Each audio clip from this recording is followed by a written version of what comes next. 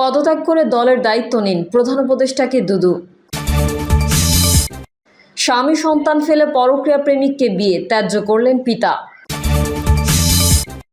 জানাবো এনসিপির সঙ্গে হেফাজতের বৈঠক, 4 শর্ত মানলে নির্বাচন হবে 2027 সালে। এবং সর্বশেষ জানাবো 3000 কোটি টাকার দুর্নীতি, দুদকের জালে সাবেক সিইসি নুরুল হুদা সহ এভিএম কুশীলবরা।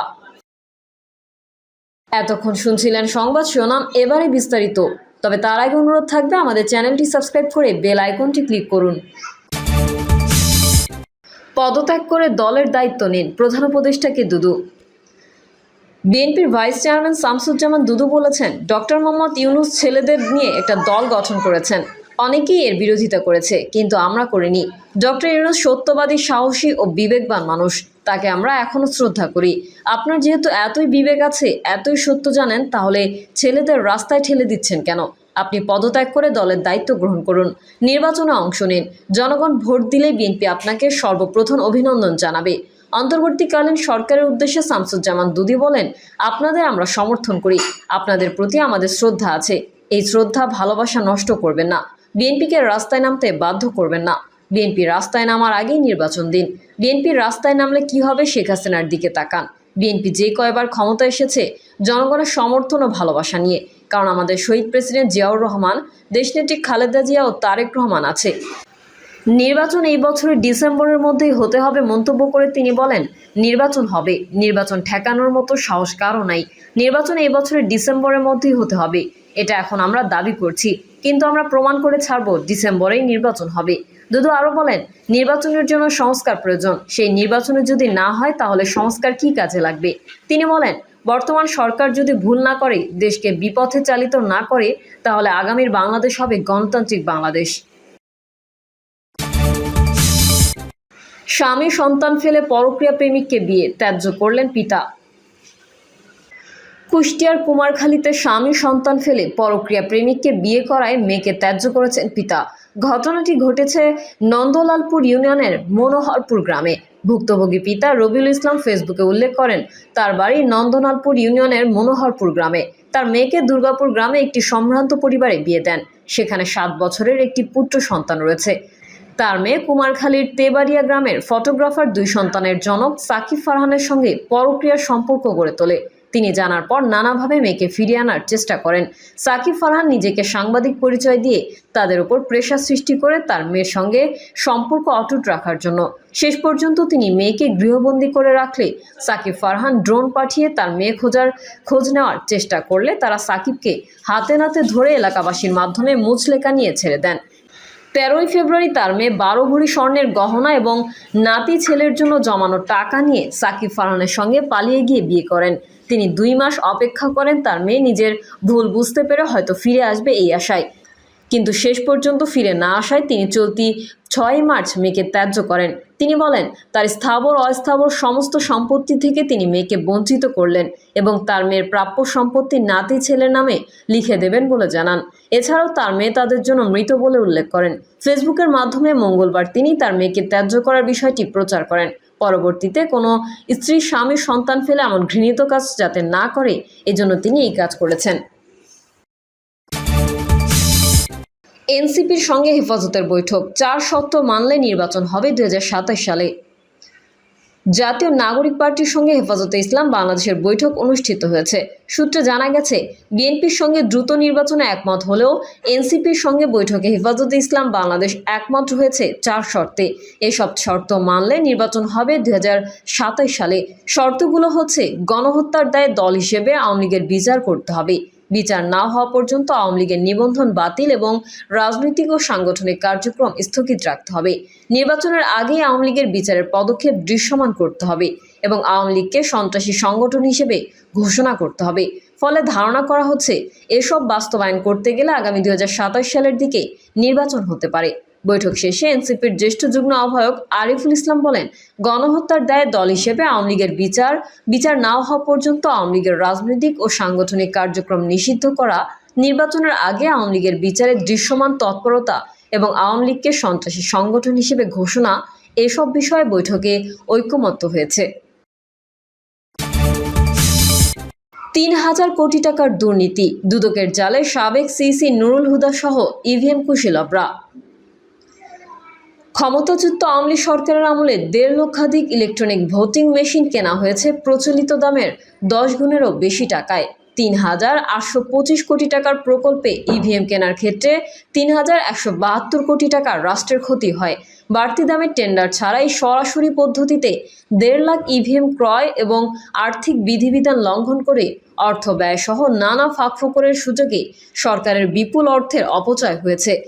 সাবেক প্রধান নির্বাচন কমিশনার KM নুরুল হুদা সহ সংশ্লিষ্ট কুশীলবদের বিরুদ্ধে দুর্নীতির খোঁজে মাঠে নেমেছে দুর্নীতি দমন কমিশন।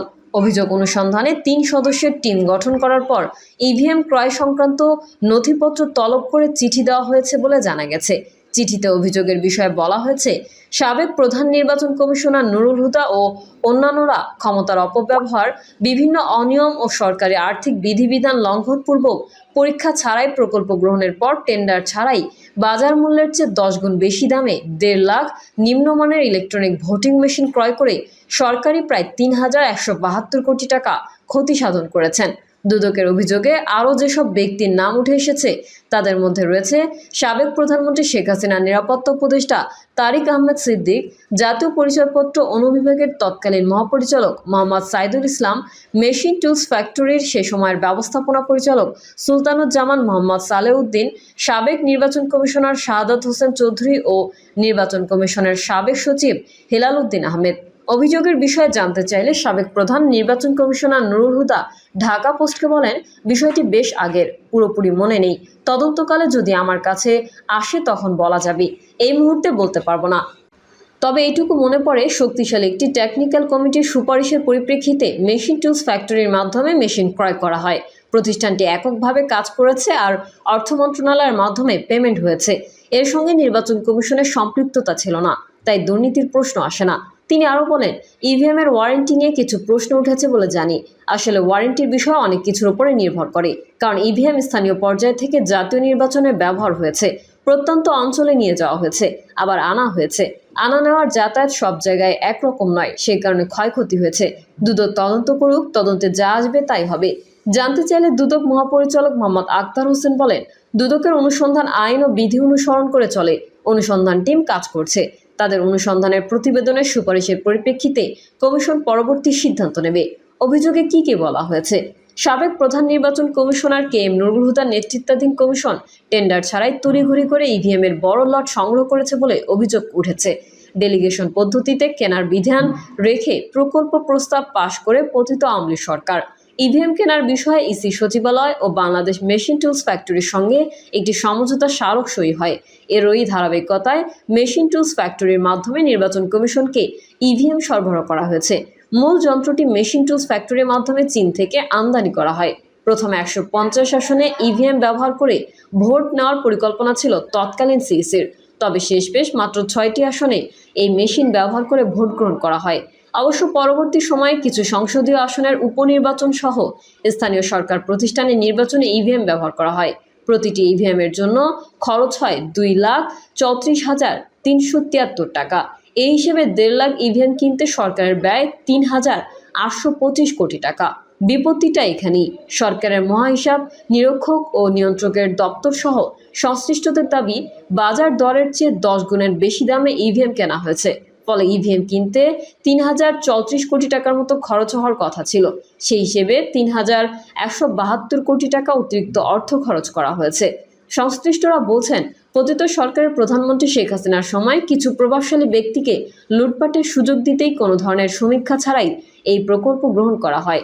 অভিযোগে বলা হয়েছে, প্রকল্প গ্রহণের সময় কাজগুলোতে ব্যালটের তুলনায় ইভিএমে ভোট হলে নির্বাচনী ব্যয় কমবে বলে যুক্তি দেখানো হলেও বাস্তবে ঘটেছে তার উল্টো। ব্যালটের তুলনায় ইভিএমে ভোট গ্রহণে ১.৫ গুণ অর্থ ব্যয় হয়। ইভিএম পরিবহন কর্মকর্তাদের প্রশিক্ষণ, ভোটার এডুকেশন ও বেশি ভোট গ্রহণকারী কর্মকর্তা মোতায়েনের কারণে এই খরচ বাড়ে। সংসদ, পৌরসভা ও ইউনিয়ন পরিষদের নির্বাচনী খরচ ও প্রশিক্ষণ ব্যয় পর্যালোচনা করে দেখা গেছে, কাগজের ব্যালটের তুলনায় ইভিএমে ভোট গ্রহণের ফলে সংসদ নির্বাচনে ২৯%, পৌরসভা নির্বাচনে ৭৫% ও ইউনিয়ন পরিষদ নির্বাচনে ৫১% বেশি ব্যয় হয়েছে। তড়িঘড়ি করে গ্রহণ করা এই প্রকল্পে ইভিএম সংরক্ষণ, পরিবহন ও মেরামত খাতে কোনো ব্যয় ধরা হয়নি, যার কারণে এটা এখন ইসির গলার কাটায় পরিণত হয়েছে। 1.5 লাখ ইভিএম এর মধ্যে বর্তমানে 40,000-এর মতো ভালো রয়েছে, বাকি ইভিএম গুলো নষ্ট। যদিও হাবিবুল আওয়ালের কমিশন এসব নষ্ট ইভিএম মেরামত করার উদ্যোগ নিয়ে 1,260 কোটি টাকার সম্ভাব্য ব্যয়ের একটি প্রস্তাবনা দিয়েছিল। অর্থ বিভাগ ওই টাকা দিতে অস্বীকৃতি জানালে সেগুলো আর মেরামত করা যায়নি। প্রিয় দর্শক, এই ছিল এখনকার সর্বশেষ সংবাদ। আপডেট সহ সংবাদ পেতে চ্যানেলটি সাবস্ক্রাইব করে বেল আইকনটি ক্লিক করুন। কমেন্টে আপনার মতামত জানিয়ে আমাদের সাথেই থাকুন। ধন্যবাদ সবাইকে। আল্লাহ হাফেজ।